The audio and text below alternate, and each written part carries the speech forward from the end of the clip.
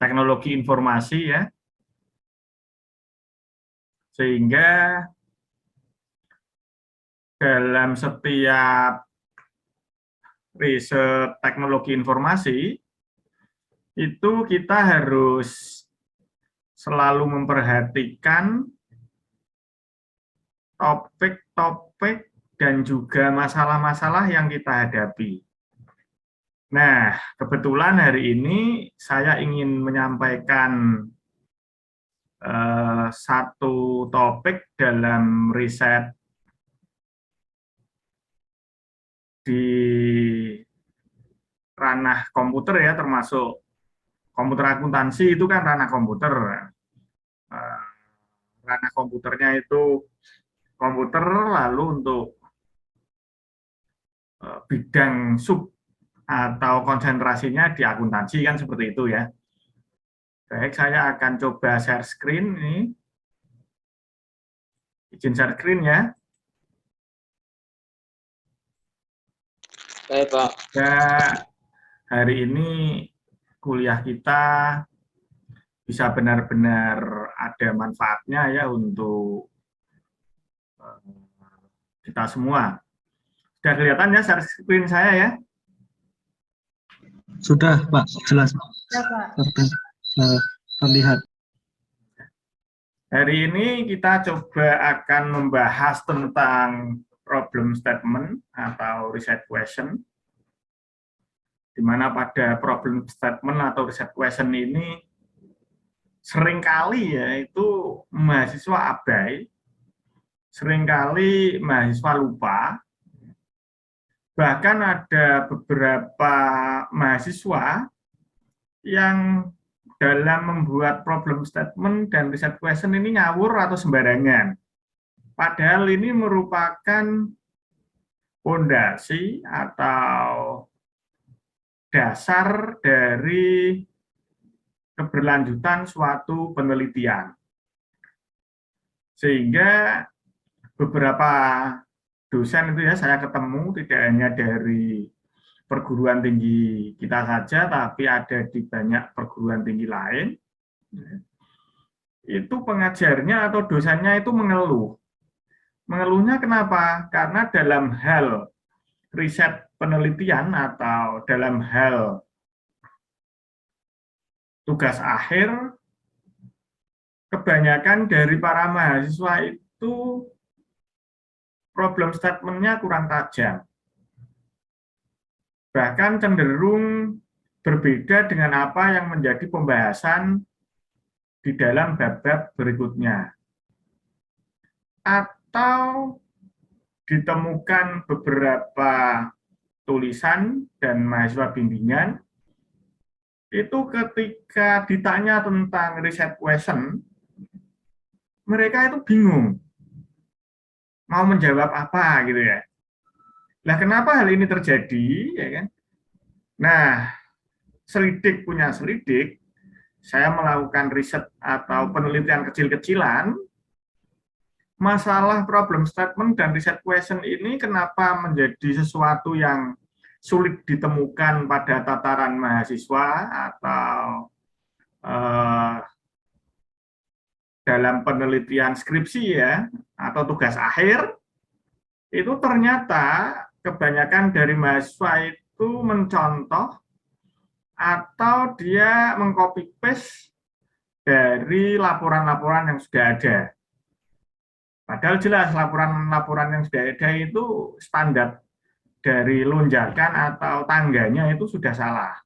Nah, sesuatu yang salah dikopi, diperbanyak, akhirnya melahirkan penemuan-penemuan kesalahan baru yang dilakukan oleh mahasiswa berikutnya. Nah, hal ini jangan sampai terjadi pada kita, terlebih lagi 12 orang yang mengikuti perkuliahan saya atau 8 orang yang ada di Zoom ini, agar tidak melakukan kesalahan yang sama pada saat membuat sebuah topik penelitian. Nah, terus kemudian untuk melihat permasalahan penelitian kita nanti, yang pertama adalah masalah. Kita harus tahu betul masalah itu apa. Masalah ya, itu adalah suatu apa ya, sesuatu atau ini nanti masalahnya ada dua paradigma ya untuk menemukan masalah ini nanti. Nah, intinya sesuatu itu sebagai dasar mengapa penelitian ini dilakukan. Katakanlah Anda mengambil topik ABC. Nah, tentunya di dalam ABC itu kan ada masalah. Nah, masalahnya apa? Nah, masalahnya inilah yang menjadi dasar mengapa penelitian itu dilakukan. Sedangkan permasalahan itu akan dituangkan dalam latar belakang penelitian. Masalah itu adalah dasar penelitiannya dilakukan, permasalahannya adalah sesuatu yang nantinya masalah tadi dituangkan dalam latar belakang penelitian. Nah, ini yang menjadi kondisi, ini yang menjadi permasalahan kebanyakan perguruan tinggi, di mana laporan akhir dari mahasiswa itu kurang tajam. Bahkan mahasiswa tanya sendiri tentang masalah yang dihadapi untuk diselesaikan kurang bisa menjawab. Kenapa? Ya karena tidak ada masalah di dalam risetnya nanti. Nah, saran saya ke teman-teman, kalau nanti mengambil sebuah topik penelitian, pastikan bahwa di sana ada suatu masalah. Jangan mengada-adakan masalah. Kalau nanti mengada-adakan masalah, resikonya atau repotnya nanti ada di kemudian hari. Di belakangnya itu repot nanti teman-teman itu dalam menyelesaikan masalahnya tadi. Kenapa? Karena masalahnya diada-adakan. Yang tadinya sebenarnya tidak ada masalah ya, dalam sebuah keadaan, tetapi diada-adakan. Nah, ini yang nanti sulitnya dari teman-teman semua dalam menyelesaikan laporan, dalam menyelesaikan riset dari tugas akhir.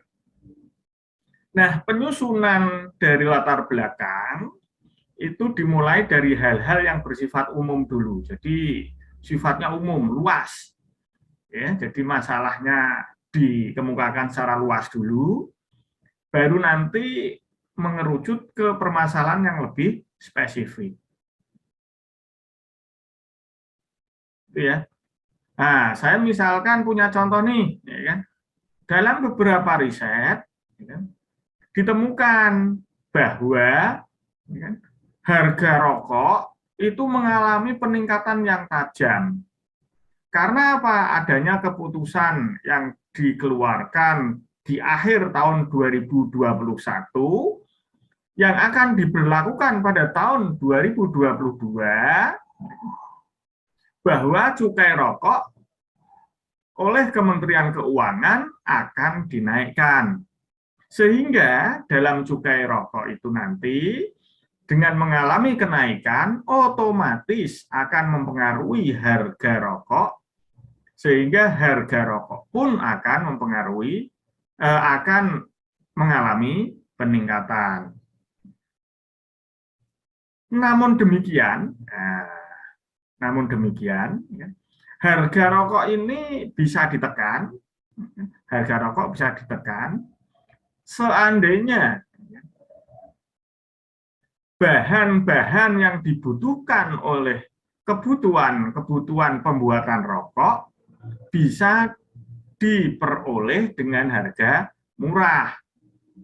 Nah, ini kan namanya hal-hal yang umum ya, cukai rokok mengalami peningkatan. Nah, karena cukai rokok mengalami peningkatan, otomatis berdampak pada harga rokok yang tinggi, sehingga harga rokok yang tinggi akan berpengaruh terhadap harga jual atau mungkin akan berpengaruh terhadap customer, ya kan? Nah, untuk menekan ini maka ada solusi alternatif, yaitu apa? Bahan-bahan dasar dalam pembuatan rokok bisa ditekan. Ini contoh, ya kan? Contoh mengungkapkan latar belakang yang bersifat umum, kemudian mengerucut ke yang lebih spesifik. Namun perlu diingat, ya, bahwa antara latar belakang, permasalahan, dan masalah itu sendiri itu mempunyai hubungan yang sangat erat. Kenapa mempunyai hubungan yang sangat erat? Karena di dalam latar belakang nanti, kita harus mampu menguraikan masalah itu sendiri, harus mampu menguraikan dan menunjukkan permasalahannya, kemudian kita akan mampu memberikan sebuah solusi.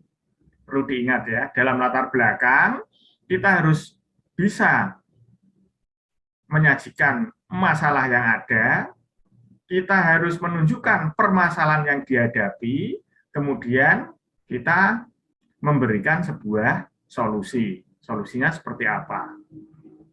Bisa dipahami ya ini ya yang saya sampaikan ya? Halo, bisa dipahami? Bisa, Pak. Bisa, Pak. Paham, Pak. Lumayan, Pak. Nah, sebelum saya lanjutkan ke slide berikutnya atau materi berikutnya, mungkin ada yang ingin ditanyakan dulu tentang pokok bahasan masalah dan permasalahan serta latar belakang ini. Silakan, yang kemarin ada yang tanya sepertinya itu. Silakan kalau ada yang tanya langsung tanya saja. Saya kasih kesempatan.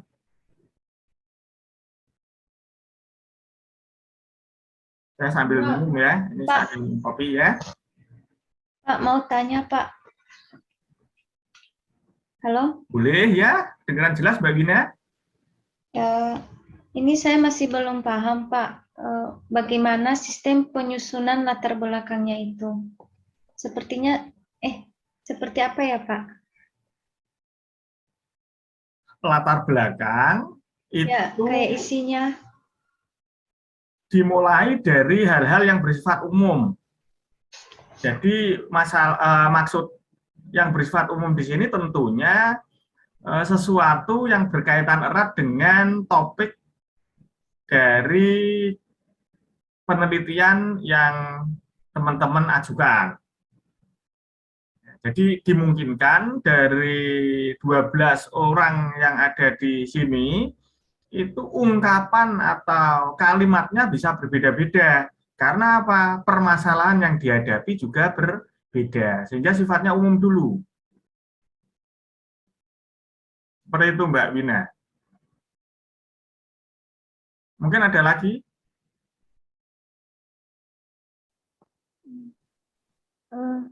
Yang saya tanya kemarin itu Pak, kayak gimana kita bisa memperoleh sumber Suaranya kok jadi kecil Mbak, kurang jelas. Ya, tadi jelas suaranya jadi kecil ini. Oh, halo. Ya. Oh, yang saya tanya itu Pak, bagaimana memperoleh sumber masalah yang dapat diteliti dari karya ilmiah itu. Ini suaranya kok jadi apa di laptop saya yang kurang jelas atau teman-teman juga mengalami hal yang sama? Halo? Teman-teman monitor kah? Iya, Pak. Mengalami hal yang sama, Pak. Oh, mengalami hal yang sama Mbak Bina.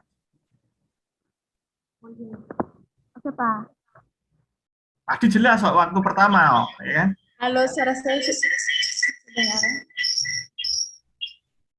Aku mau nanya Pak, bagaimana kita bisa memperoleh sumber masalah dengan karya ilmiah yang kita teliti? Oh, intinya sumbernya ya, kita nyari masalahnya itu dari mana gitu ya Mbak Sherly?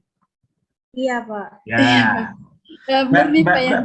Mbak Wina mungkin juga sama ya, nyari masalahnya dari mana gitu ya? Maksudnya seperti itu Mbak Wina?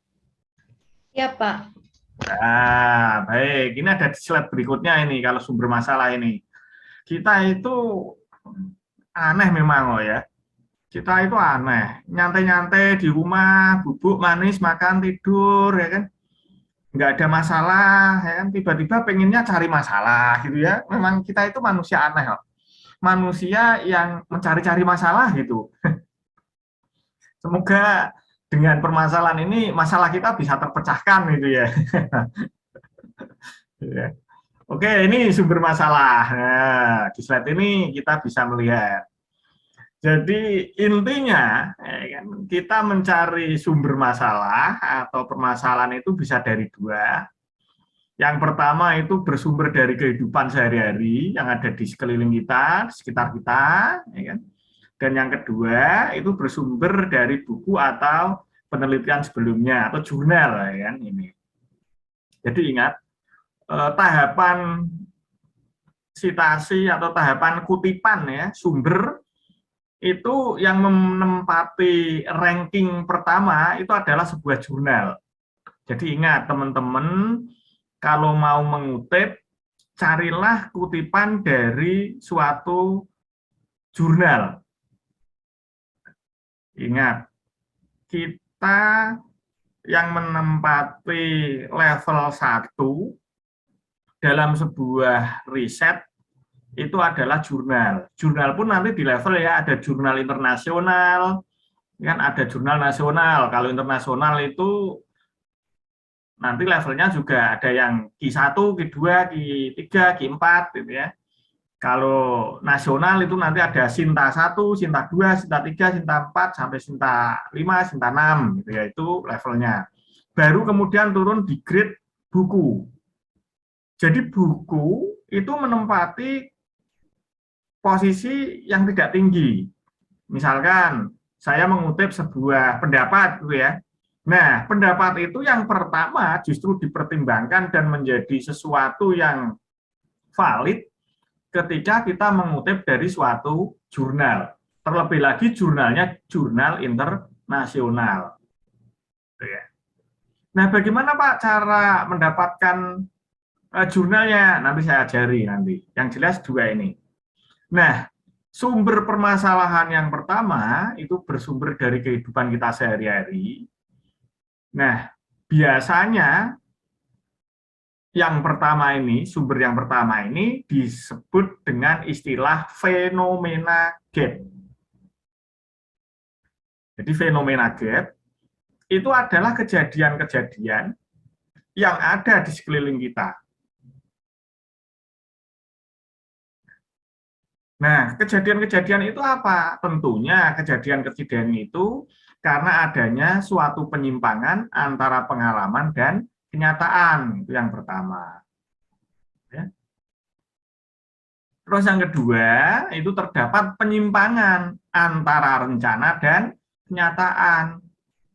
Rencananya saya mau pergi ke Jogja besok hari Minggu nih, ya kan? Saya awali berangkat dari rumah Sabtu siang. Prediksi saya rencananya ya kan, nyampe Jogja itu sekitar sore, sehingga saya akan bermalam di Jogja. Nah, nanti saya mau ke pantai yang ada di Bantul lah, katakanlah. Saya mau ke Bantul, lihat pantai di sana, mau menginap di sana, sehingga saya akan melihat matahari terbenam. Matahari terbenamnya seperti apa. Ya. Sehingga nanti ya kan paginya saya bisa balik ke Sleman, ke Jogja, di mana di pagi hari pas saat Minggu pagi saya bisa berjalan-jalan di Malioboro sambil jelong-jelong sana lihat pemandangan. Ya kan? Nah, setelah itu siangnya nanti saya baru mau balik ke Semarang lagi, sehingga Minggu sore sudah di Semarang. Malamnya saya bisa beristirahat, Senin pagi saya bisa beraktivitas kembali seperti biasa. Ini rencana. Nah, rencana. Faktanya yang terjadi, ya kan, fakta yang terjadi, ternyata, ya kan, ternyata ini ya, yang pertama kejadian mau berangkat, ya kan, mobil saya bannya kempes. Yang pertama. Ini masalah ya. Nah, ini masalah. Kenapa? Karena kenyataannya tadi kan berangkat nih. Ternyata kepending, ya kan? Tidak sesuai rencana. Karena apa? Kejadian fenomenanya apa? Terjadi kebocoran ban. Ini masalah namanya. Ketemu sumber masalah. Ya kan? Nah, yang kedua, ya kan, setelah saya beresin, saya mau berangkat ke Jogja, tiba-tiba saja hujan badai.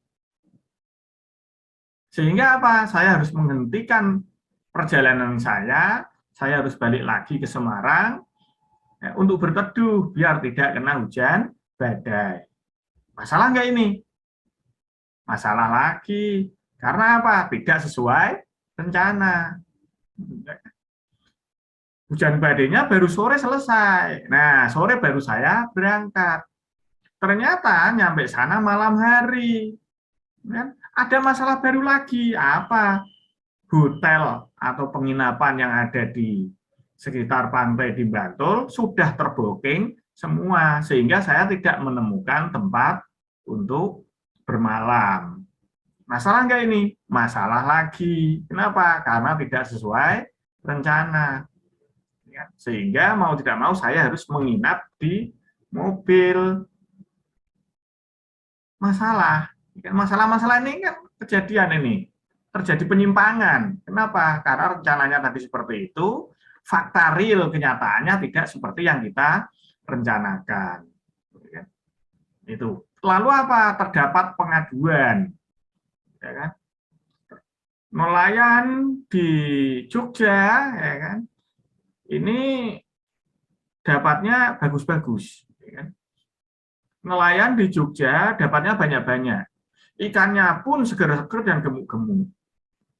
Tetapi akhir-akhir ini, ya kan, ikan itu sulit didapatkan. Nah, akhirnya apa?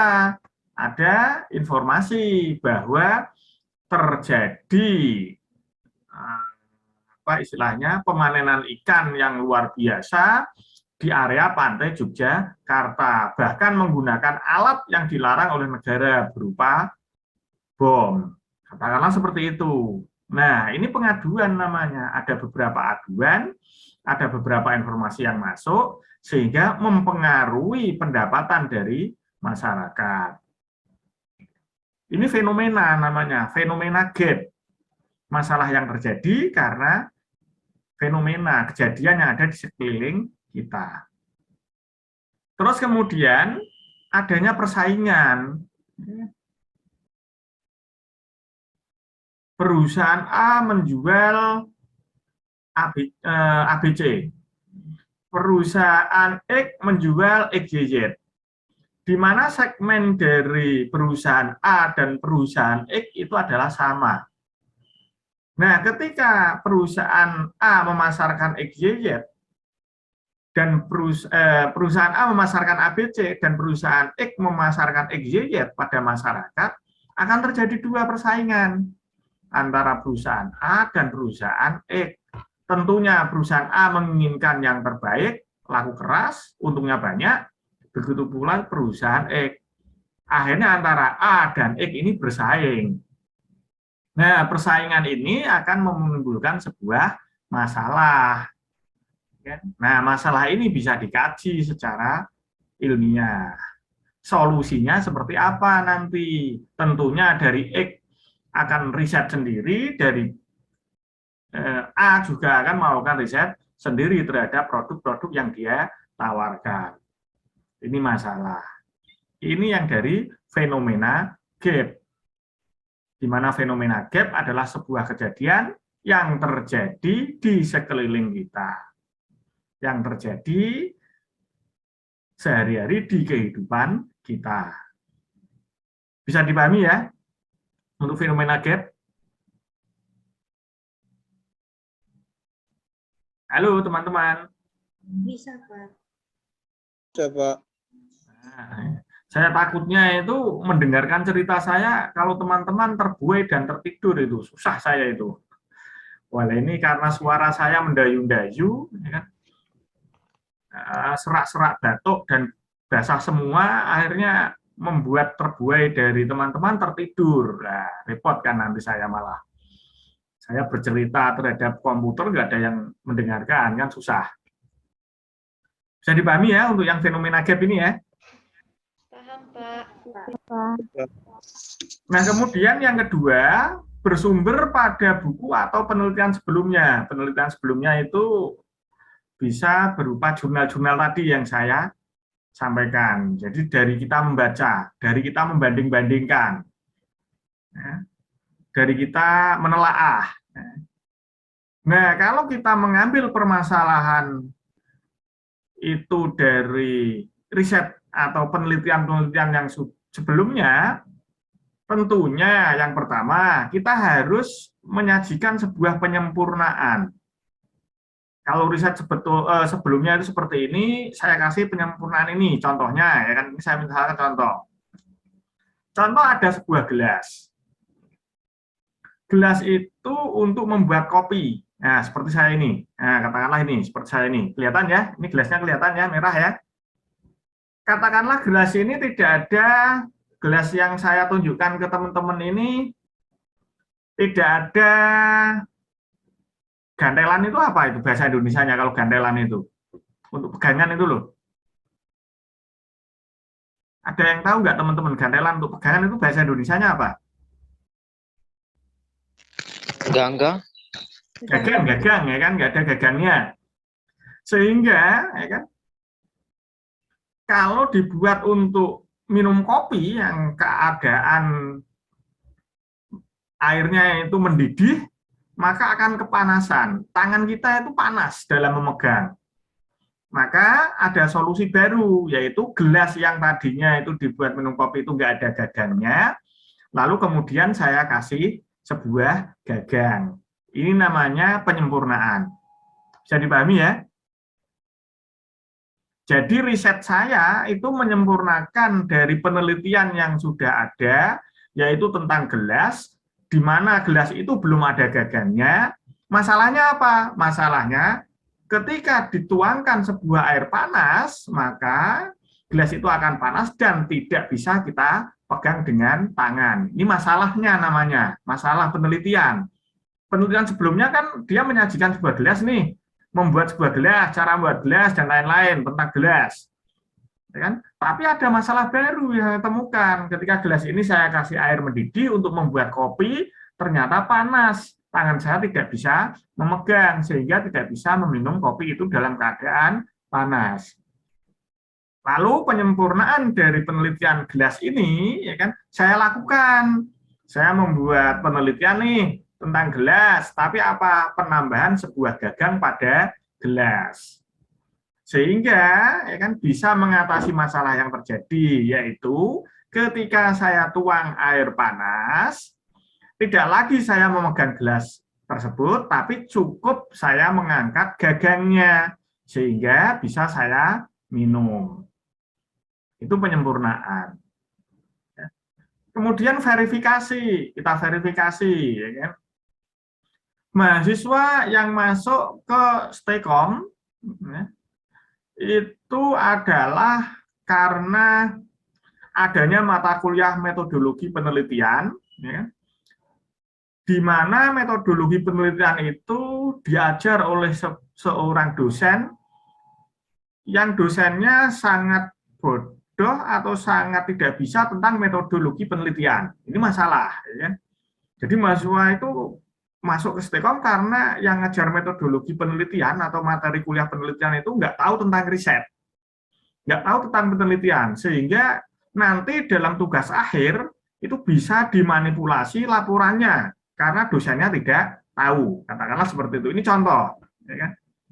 Nah, kemudian saya diverifikasi. Nah, teman-teman setelah masuk membuat penelitian, diverifikasi, benar nggak dosen-dosen yang ada di Universitas Stekom itu bodoh dan tidak tahu tentang ilmu penelitian. Diverifikasi, dilakukan penelitian, loh ternyata enggak, dosen-dosen di Universitas Stekom semuanya pinter penelitian, sehingga nanti ketika suatu saat mahasiswa itu pada level mengambil mata kuliah tugas akhir, diajar oleh dosen-dosen yang mengetahui ilmu penelitian, dan hampir rata-rata semua dosen Universitas Stekom mengetahui ilmu penelitian. Ini namanya verifikasi.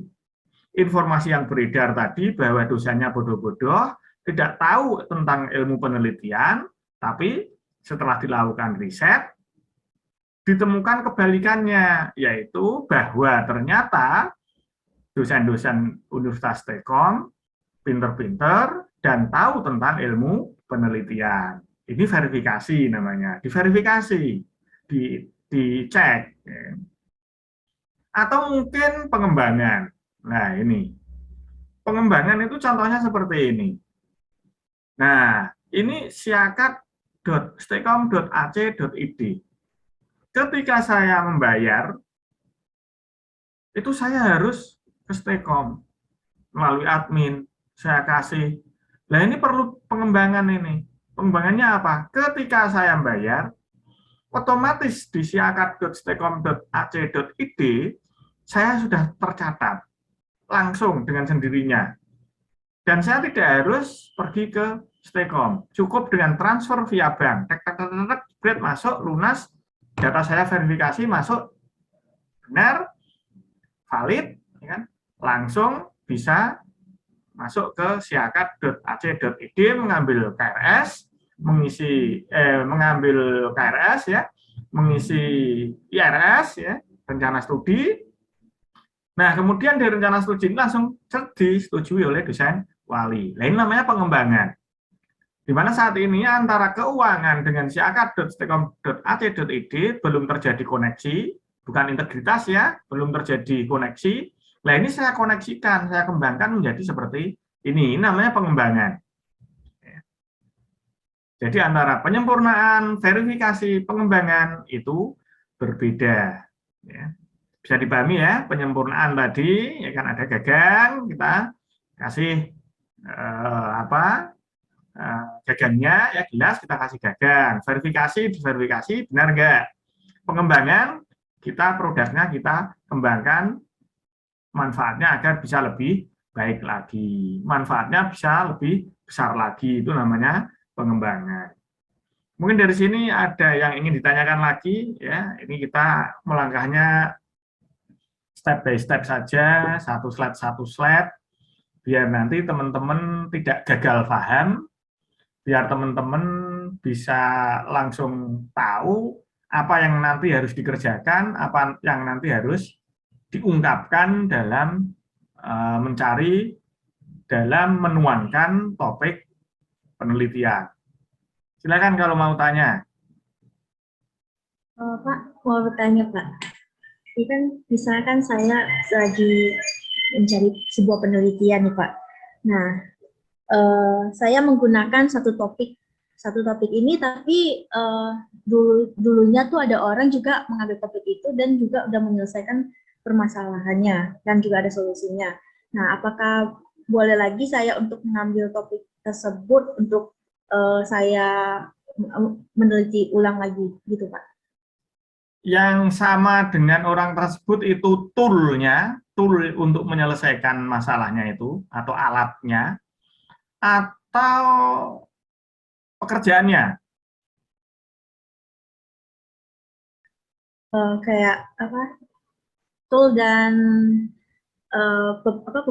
pemecahan itu solusinya. Contohnya Mbak Seri, langsung contohnya realnya aja nggak apa-apa. Ya. Kita berdelapan ini kan anggap saja satu tim, satu keluarga, satu saudara, sehingga langsung bisa paham dan saling menjelaskan dan tidak ada sesuatu yang tersembunyi. Katakanlah seperti itu. Langsung aja realnya seperti apa?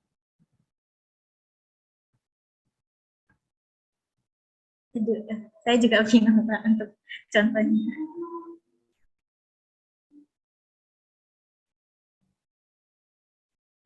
Gimana ini contohnya realnya? Karena kalau masalah riset ini harus ada contoh realnya ini. Kalau masalah yang Mbak Sherly tanyakan. Karena di dalam penelitian itu nanti ada originalitas, ya. Terus ada kebaruan. Jadi ada originalitas, ada kebaruan. Ya. Nah ini nanti kaitannya dengan apa? Kaitannya dengan yang nomor 2 itu. Kita mau penyempurnaan, mau verifikasi, atau mau pengembangan.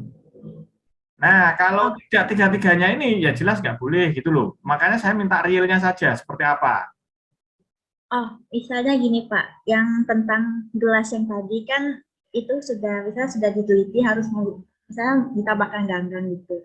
Mungkin saya akan menambahkan lagi tentang bagaimana gelas itu, mungkin gelas itu tuh eh, bukan hanya ditambah ganggang, tapi juga mungkin bisa gelasnya itu di luarnya itu ditambahkan sebuah seperti kayak kain atau karet untuk menghambat tangan kita tidak terbakar saat memegang gelas itu. Oke, nah, terus?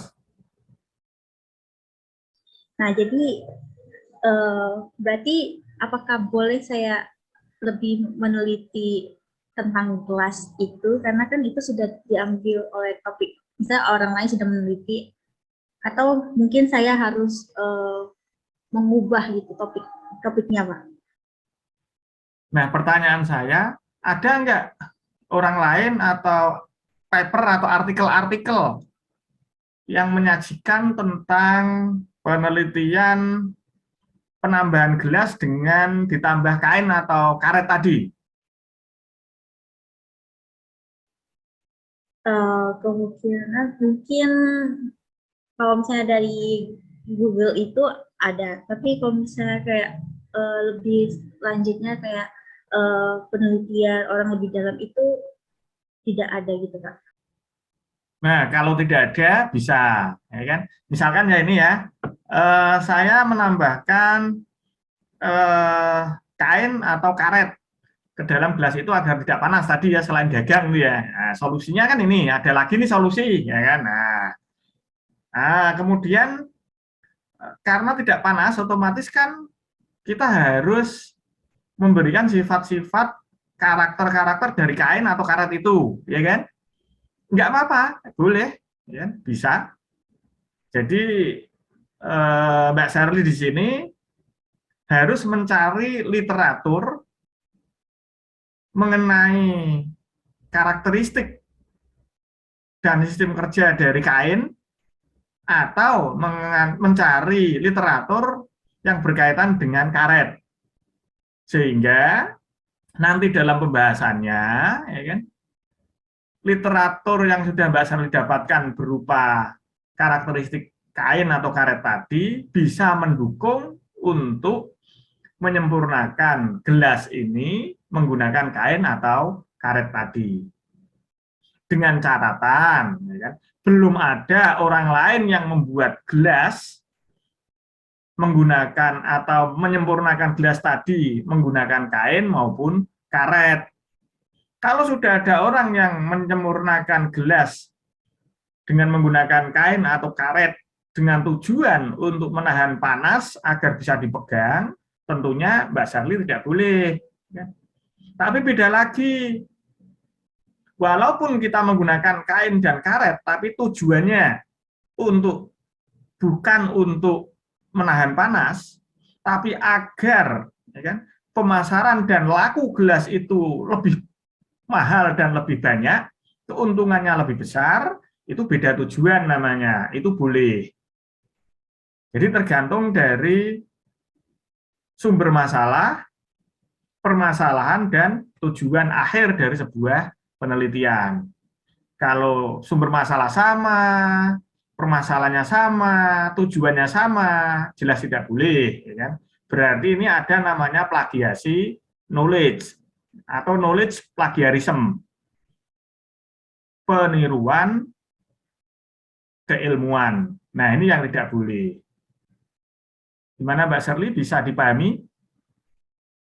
Berarti Pak, kalau misalnya ini saya berbeda gitu, kain dan karet itu bukan, misalnya topiknya bukan untuk untuk menahan panas, tetapi sebagai hiasan ditambahkan gitu. Jadi apakah boleh gitu Pak? Nah, sebagai hiasan ini kan ada tujuan dan maksudnya. Tujuan dan maksudnya apa? Misalnya untuk mempercantik gelas itu sehingga banyak orang yang berminat gitu untuk membelinya gitu Pak. Tujuannya berarti kan dari sisi ekonomi kan ini kan? Iya Pak. Nah, itu boleh ya kan. Jadi sebuah riset itu harus ada permasalahan atau sumber masalah yang jelas, harus ada tujuan yang jelas, harus ada manfaat yang jelas. Jadi kalau tujuannya tidak jelas, ya kan, katakanlah gelas saya kasih tadi ya kain atau karet, agar apa? Agar mempercantik. Hanya agar mempercantik, itu namanya nggak jelas. Ya kan? Dalam sebuah kaidah keilmuan, hanya mempercantik itu tidak jelas tujuannya. Tujuannya apa? Dari sisi ekonomi. Katakanlah seperti itu. Ya, karena kita kaitkan dengan topik bidang ilmu kita. Ya. Kalau nanti hanya mempercantik gitu saja, itu topik bidang ilmunya bukan topik bidang ilmu kita, tapi bidang ilmu yang lain. Misalkan itu masuk ranah ke ilmu seni, gitu ya. Kalau ke ilmu seni jelas ranahnya tujuannya muaranya itu. Kalau kita kan agar apa? Laku keras. Dengan laku keras keuntungannya kita besar. Seperti itu ya. Mungkin ada yang ditanyakan lagi selain Mbak Sherly, silakan. Mau nanya Pak, kalau sumber masalahnya itu bisa nggak Pak digunakan dua-duanya, yang ini ada yang bersumber dari kehidupan sehari-hari, ada juga yang bersumber dari ada buku atau penelitian sebelumnya. Nah, permasalahannya kalau kita mix-kan antara fenomena gap dan riset gap, apakah bisa? Bisa, boleh banget, ya kan? Ini malah justru lebih kuat lagi. Kenapa? Karena keadaan kita sehari-hari itu ada kejadian, lalu kita mencoba mencari literatur-literatur yang berkaitan dengan kejadian-kejadian yang kita hadapi, kemudian kita akan menyelesaikan solusinya, tentunya dengan melihat fenomena tadi bersumber dengan riset-riset yang telah ada. Sangat boleh sekali kalau seperti ini. Baik Pak, terima kasih. Mungkin ada yang lain lagi, silakan.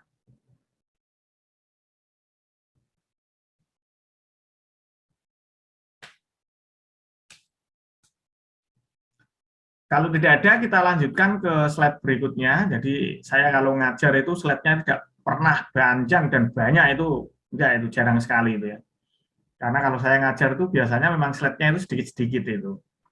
Apalagi kalau terjadi sebuah interaksi itu paling banter itu slide-nya ya antara 10 gitu ya itu.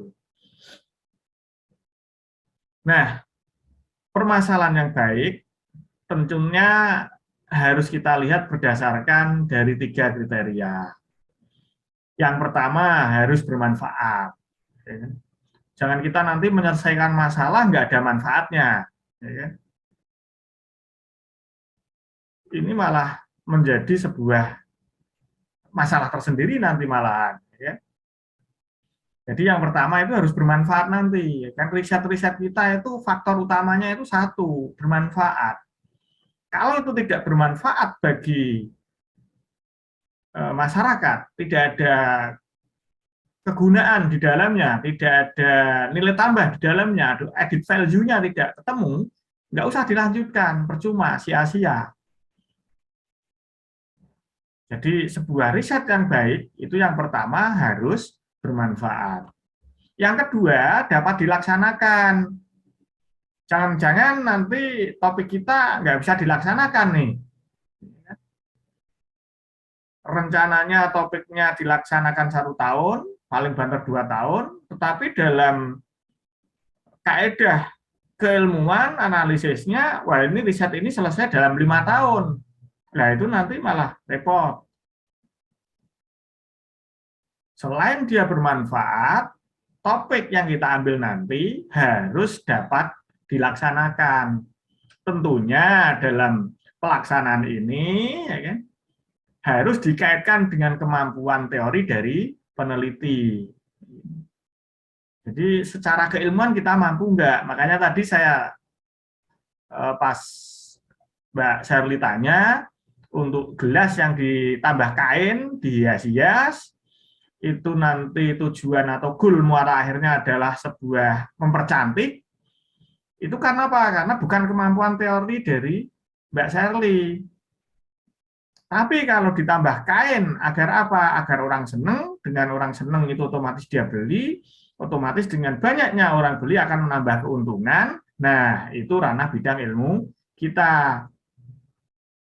Ada added value-nya di sana. Kaitannya dengan teori dari peneliti, keilmuan kita, kemampuan kita dalam menyelesaikan masalah berdasarkan ilmu yang kita punyai. Terus waktunya juga sesuai. Waktunya kalau rencana 1 tahun ya 1 tahun. Jangan rencana waktu diperkirakan 1 tahun, lah riset yang diajukan setelah dibaca oleh dosen, setelah dibaca oleh pembimbing, waduh ini nggak mungkin selesai nih. Riset ini layak dan selesainya kemungkinan 5 tahun ini, berarti jangan diteruskan, nanti sia-sia. Terus tenaganya ada, ya kan? Mampu kita, ya kan? Bisa kita, ya kan? Jangan kita berpikiran kita akan mengangkat sebuah balok yang ukuran besar, tetapi fakta realnya bahwa tenaga kita itu hanya seukuran kotak kecil. Nah, ini jangan sampai terjadi. Kalau seperti itu ya jauh panggang dari api namanya.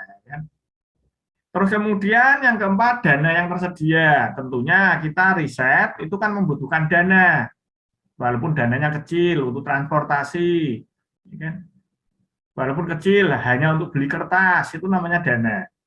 Lah, ada nggak dananya? Kalau nggak ada sama sekali ya sama juga bohong. Terus kemudian adanya faktor pendukung. Faktor pendukung ini juga sangat berpengaruh.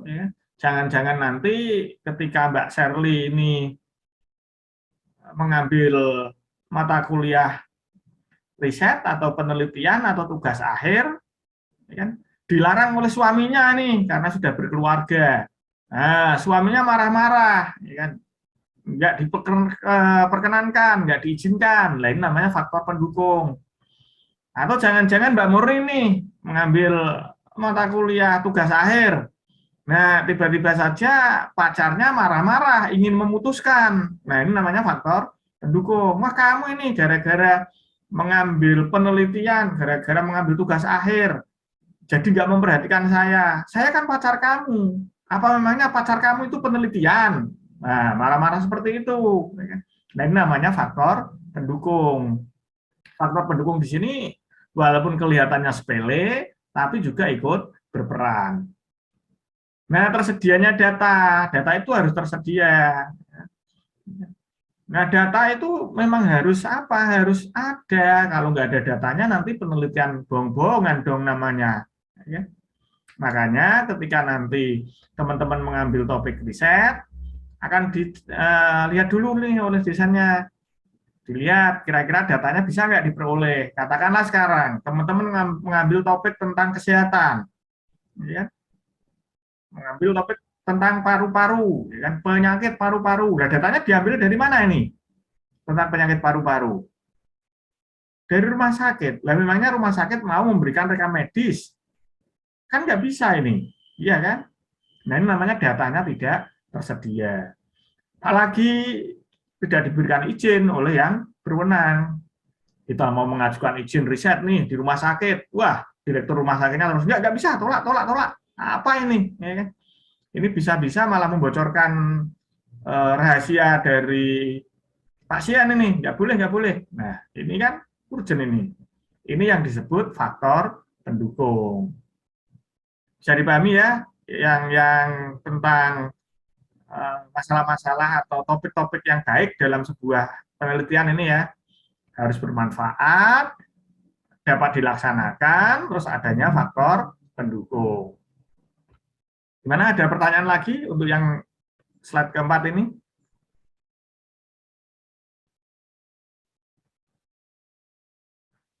Nah, kalau sudah, kita sekarang melangkah ke judul penelitian atau topiknya itu sendiri.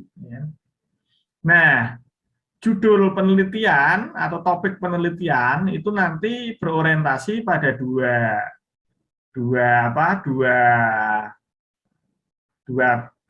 kategori. Yang pertama, judul atau topik itu harus diuraikan secara singkat. Jangan orientasinya panjang banget. lama banget sampai 1 halaman itu ya, itu jangan itu ya. Tapi harus dengan cara singkat. Ambil yang sesingkat-singkatnya, yang penting ya kan tidak ngambang. Jadi unsur yang kedua berorientasi dengan jelas itu bisa diperoleh.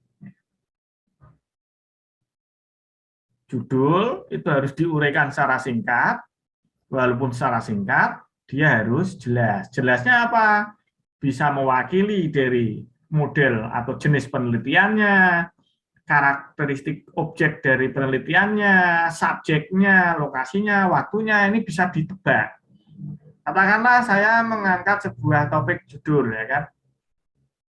Pengaruh COVID-19 terhadap kesejahteraan masyarakat desa. Jenis penelitiannya jelas, apa? Tentang pengaruh COVID terhadap kesejahteraan. Jadi jenis penelitian jelas ini, pengaruh COVID terhadap kesejahteraan.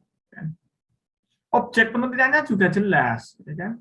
Masyarakat desa, berarti di pedesaan tadi terpengaruh enggak oleh COVID-19, kesejahteraannya ini, ya kan? Tentang kesejahteraannya. Jadi jenisnya tentang kesejahteraan, objeknya jelas, masyarakat pedesaan. Subjek dari penelitiannya juga jelas, ya kan? Lokasi penelitiannya juga jelas, ya. Waktu pelaksanaan penelitian juga jelas. Otomatis rentang waktunya ini karena pengaruh COVID. Tentunya kejadian ini akan dilakukan ketika terjadi COVID. Itu ya, paham ya? Itu bahwa ada contoh itu.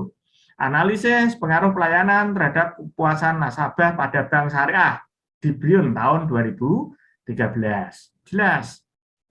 Ya. Bisa dipahami ya ini ya tentang penentuan judul ini ya.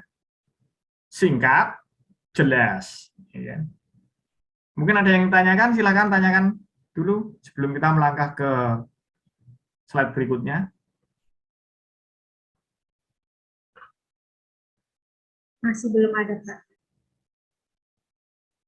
Yang lain, silakan. Belum ada juga. Yang cowok-cowok kemana ini? Yang tadi terdengar suaranya cewek semua ini. Mengikuti dulu, Pak. Nah, masalahnya itu kalau diem terus itu ada dua kemungkinan itu. Kan diam karena paham, atau mungkin diamnya karena enggak mudeng sama sekali. Jadi mau bersuara itu enggak paham apa yang ingin ditanyakan. Nah, kalau kemungkinan yang kedua ini repot ini. Kalau kemungkinannya yang pertama, oke, saya seneng ini, ya kan, mahasiswa saya canggih-canggih, mahasiswa saya cerdas-cerdas, mahasiswa saya oke-oke, ya kan, yang cowok ganteng-ganteng, ya kan, yang cewek cantik-cantik, keren-keren, ya kan. Nah, ini sudah cantik, ganteng, keren, cerdas lagi, smart semua. Nah, ini saya seneng nih kemungkinan yang pertama. Tapi begitu ketemu sama kemungkinan yang kedua, sedih saya. Kan nanti ketika mau buat TA, maju ke dosen bimbingan, nggak tahu permasalahannya, nggak tahu tujuannya, nggak tahu problem statement-nya, nggak tahu riset question-nya, kan susah, ya kan? Nah, kalau seperti ini kan harapan saya nanti teman-teman bisa jelas ketika maju ke dosen pembimbing mengajukan suatu topik, bisa memberikan latar belakang, dimulainya latar belakangnya itu dari ini, sehingga permasalahannya jelas, ini. Solusinya pun jelas, seperti ini. Sehingga mempunyai target dan tujuan sebuah tugas akhir yang jelas. Nah, itu saya seneng itu, ya kan, bangga saya mengajar mata kuliah metodologi. Ini loh mahasiswa yang ngajar saya jelas. Oh, dibaca dari latar belakangnya saja, halaman 1 sudah menarik perhatian. Ya. Mencerminkan seorang mahasiswa, mencerminkan seorang intelektualitas. Ya. Edit value-nya ada. Ya. Body of knowledge-nya ketemu. Ya kan? Tidak asal-asalan membuat. Nah, ini saya bangga sekali. Semoga 12 mahasiswa yang mengikuti perkuliahan saya di sini, seperti apa yang saya harapkan ini tadi. Ya, beberapa hal yang harus diperhatikan dalam merumuskan masalah ini ya. Ini yang pertama, masalah harus dirumuskan dengan jelas dan tidak menimbulkan penafsiran yang berbeda. Jadi masalahnya itu harus dirumuskan dengan jelas, tidak harus apa istilahnya nanti, jangan sampai itu menimbulkan sesuatu yang istilahnya ambigu. Ya. Ambigu itu bisa bermakna kanan, bisa bermakna kiri. Nah, ini yang sulit nanti kita ketika kita diskusi dengan pembimbing, ketika kita ujian komprehensif atau kita ujian pendadaran. Nah, kita susah sendiri nih, karena apa? Penafsirannya bisa berbeda. Repotnya kita nanti saat ujian akhir. Nah, dikejar oleh penanya dengan penafsiran yang berbeda. Kita nggak bisa jawab, malah nangis. Nah, kan repot. Dulu pernah itu Pak, ketemu itu saya pernah menguji mahasiswa itu, saya tanya dari riset questionnya, dari latar belakangnya, malah nangis. Jadi dia nggak jawab, malah nangis. Saya bingung. Ya. Saya kasihan banget sama mahasiswanya. Tapi secara knowledge, secara keilmuan nggak layak. Ya, akhirnya saya tanya, secara keilmuan, secara kaedah teori, ya kan, penelitian yang Anda ajukan ini belum layak untuk memenuhi tugas akhir. Jadi saya mohon maaf. Apa yang saya tanyakan dan apa yang saya sampaikan kepada Anda tidak mampu menjawab sesuai dengan apa yang saya tanyakan. Jadi air mata itu tidak akan membantu dalam sebuah ujian riset. Ya. Jadi teman-teman jangan suka mengeluarkan air mata ya, boleh menangis tapi menangislah dengan bahagia. Wong kuliah metodologi penelitian dengan saya itu jangan sampai gagal nanti risetnya, ya. Karena memang dasar-dasar pondasinya sudah saya bangun dulu dari metodologi penelitian ini, sehingga teman-teman itu nanti saat ujian penelitian maupun proposal, ya, menangislah dengan tangis bahagia karena sudah mengikuti kuliah metodologi penelitian dengan saya. Terus kemudian yang kedua, rumusan masalah hendaknya dapat mengungkapkan hubungan antara dua variabel atau lebih. Jadi ada teori atau tema-tema yang akan diselesaikan. Variabel-variabelnya apa? Rumusan masalah hendaknya dinyatakan dalam kalimat tanya. Rumusannya, kalau masalahnya jangan, masalahnya diuraikan dalam bentuk pernyataan-pernyataan dalam bentuk narasi. Tapi untuk rumusannya, ya kan, ini kaitannya dengan solusi yang ingin dicapai. Nah, ada beberapa kesalahan ini yang sering terjadi nih, ya kan. Tidak hanya pada mahasiswa-mahasiswa saja, tapi juga pada periset-periset pada umumnya. Pertama itu permasalahan tidak diambil dari akar masalah yang sesungguhnya tadi, seperti awal-awal kuliah ini saya bilang. Jangan-jangan tidak ada masalah nih, sehingga apa? Masalahnya diada-adakan. Nah, ini nanti repot. Dengan masalah yang diada-adakan, saya yakin-yakinnya bahwa penelitian tugas akhir ini tidak akan selesai. Berkembang terus. Kenapa? Ya karena masalahnya diada-adakan. Beda kalau masalahnya itu benar-benar ada, tidak akan mungkin berkembang. Jadi permasalahan itu memang dasarnya sudah ada masalah. Baik itu dari fenomena gap maupun dari riset gap. Kalau fenomena gap itu ya dari keadaan sehari-hari, kalau riset gap itu bisa dari kita baca paper, bisa kita baca jurnal-jurnal, artikel-artikel, ya. Itu namanya riset gap. Terus kemudian apa? Permasalahan yang akan dipecahkan tidak sesuai dengan kemampuan peneliti. Baik itu dari sisi teori keilmuannya, baik itu dari waktunya, dari tenaganya maupun dari dananya. Ini tidak sesuai, ya kan? Tidak mampu. Nah, ini menjadi sebuah kendala. Terus kemudian yang ketiga, permasalahan yang akan dipecahkan tidak sesuai dengan faktor pendukung yang ada, tidak didukung faktor-faktor yang saya sampaikan tadi. Nah, ini beberapa yang harus diperhatikan ya, baik itu dalam merumuskan masalah maupun sesuatu yang harus dihindari dalam sebuah penyajian permasalahan yang dihadapi. Usahakan dalam riset kita atau dalam tugas akhir kita, masalahnya itu kita sampaikan secara benar-benar, secara real. Walaupun itu adalah hal kecil, hal remeh-temeh, tapi itu kalau masalah real, maka kemungkinan besar kita akan mampu menyelesaikan masalah tersebut, di mana masalah tersebut belum ada orang yang menyelesaikan. Bisa dipahami ya? Baik, Pak. Mungkin ada yang ingin ditanyakan? Silakan tanya.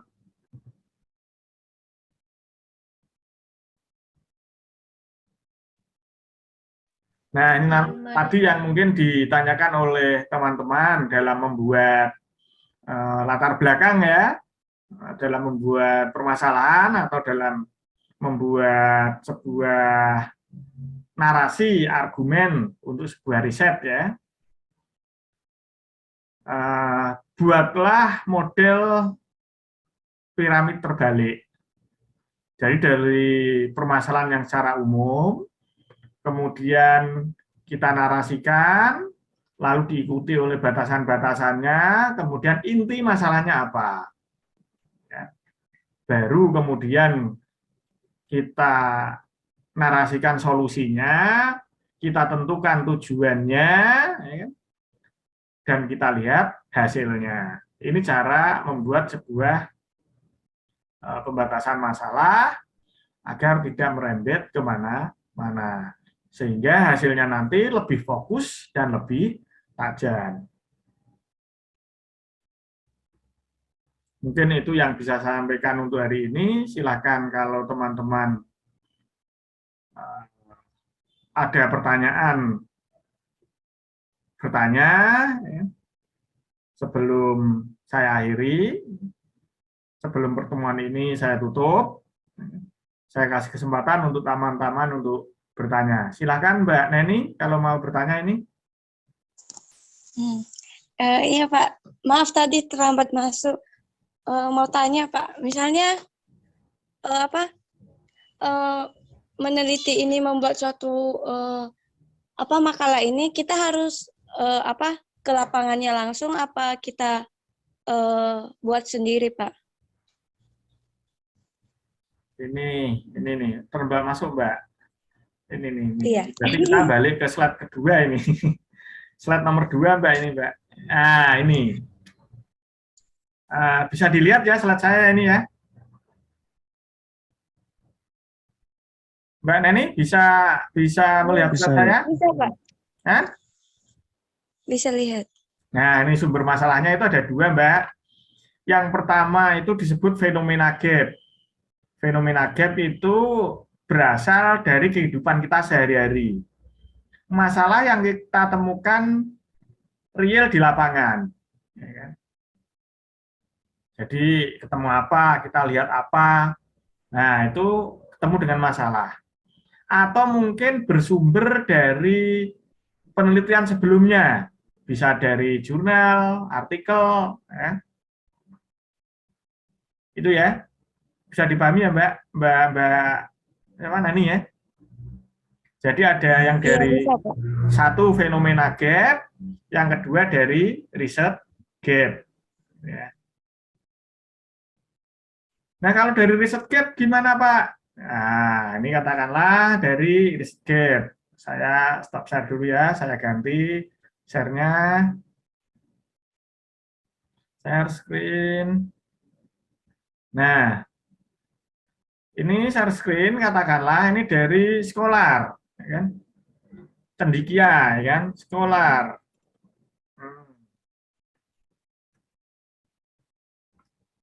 Nah, ini ya dari Google Scholar. Ini kita cari aja masukan di sini, ya kan? Kita cari, ya kan? Apa saja, ya kan? Katakanlah tentang apa ya, ingin kita selesaikan, bisa. Atau mungkin teman-teman mau mencari nih, saya mau baca-baca sih, punyanya dosen saya yang mengajar metodologi penelitian, jangan-jangan dosennya nggak punya paper nih, jadi ngajar metodologi penelitian, tapi belum pernah publikasi. Wah, ini kan sama saja saya mengajarkan membuat kue, tapi saya tidak mempunyai sebuah kue, belum pernah membuat kue, kan lucu lah. Anda teman-teman bisa cari punya saya nih. Nah, katakanlah ini. Nah, ini cari. Oh, ini dia. Nah, katakanlah ini. Nah, ini apalah? Download ini. Nah, ini katakanlah ini. Masih kelihatan ya share saya ya? Masih, Pak. Nah, ini nih. Nah, kebetulan ini paper-paper yang sudah pernah saya tulis. Ya kan, ini. Kebetulan akhir-akhir ini paper-paper saya yang nangkring di atas itu bahasanya pakai bahasa Jawa kuno ya, jadi harus membutuhkan pengetahuan ekstra untuk membaca paper-paper saya. Jadi teman-teman nanti kalau membuat tugas akhir, ya kan, bisa mengutip pernyataan-pernyataan dari saya nih, cari sendiri pernyataan yang sesuai.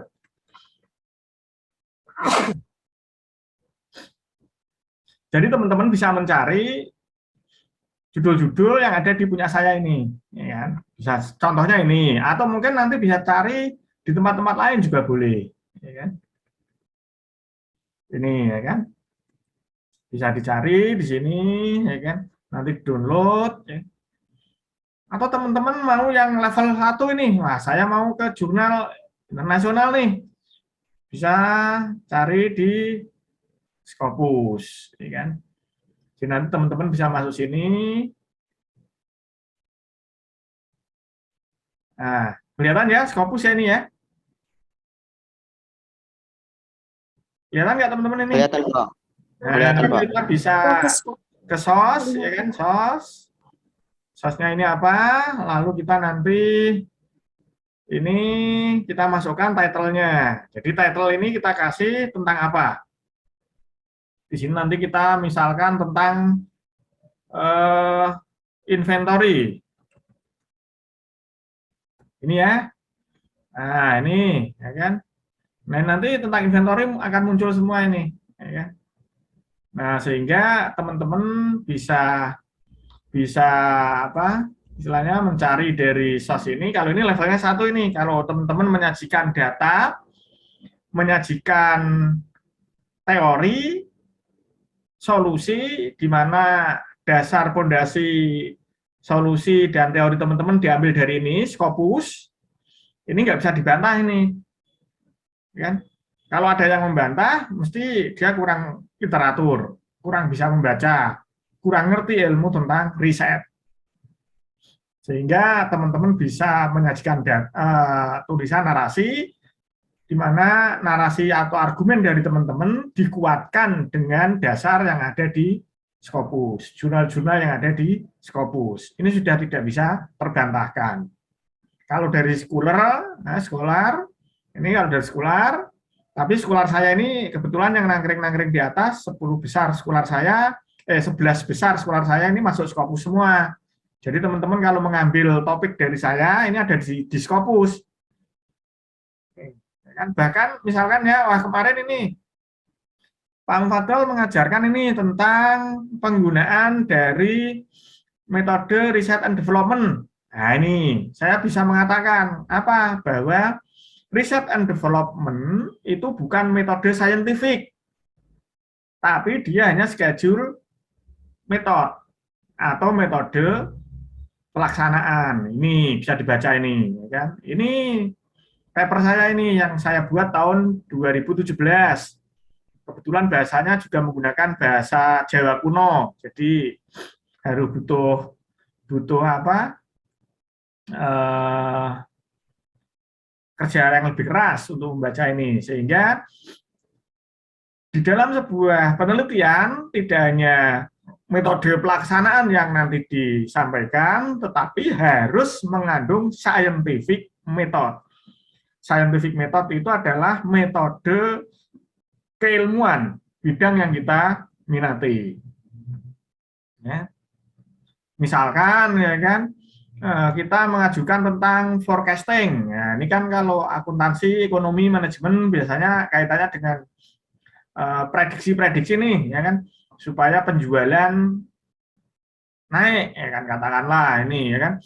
Nah, otomatis nanti saya menggunakan metode yang ada di forecasting itu. Kita ambil salah satu metodenya dengan metode ini, gitu ya. Bukan research and development-nya. Kalau research and development-nya itu adalah metode pelaksanaannya, tahapan-tahapannya. Pertama, tahapan pengumpulan data. Apa nih yang saya kerjakan? Nah, ini namanya metode pelaksanaan. Dalam rekayasa perangkat lunak kan diajarkan nih metode pelaksanaan. Ada SDLC, ada prototype, ada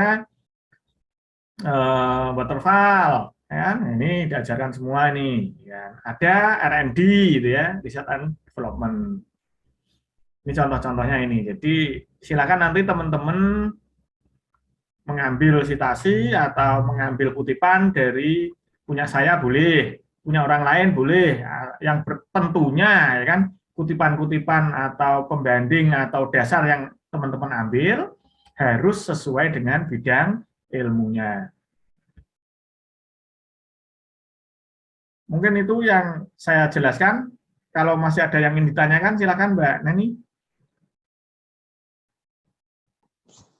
Belum ada, Pak. Sudah cukup? Dari teman-teman ada yang ingin tanyakan lagi? Sebelum pertemuan ini saya akhiri. Kayaknya nggak ada, Pak. Nggak ada kayaknya. Bisa ya? Iya, Mas Pak. Alwin, apa ini? Nggak ada. PPT-nya, Pak.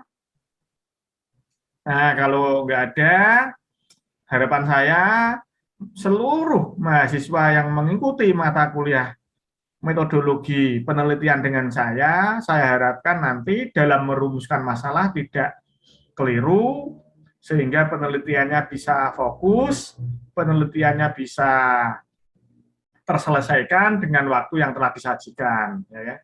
Karena bagaimanapun juga, ya kan, topik bidang keilmuan kita harus sesuai dengan riset topik yang kita ajukan. Untuk pertemuan hari ini, saya kira cukup. Saya akhiri sekian. Sekali lagi, mohon maaf. Selamat pagi. Terima Makasih, kasih, Pak. Pak. PPT-nya dikirim nggak, Pak?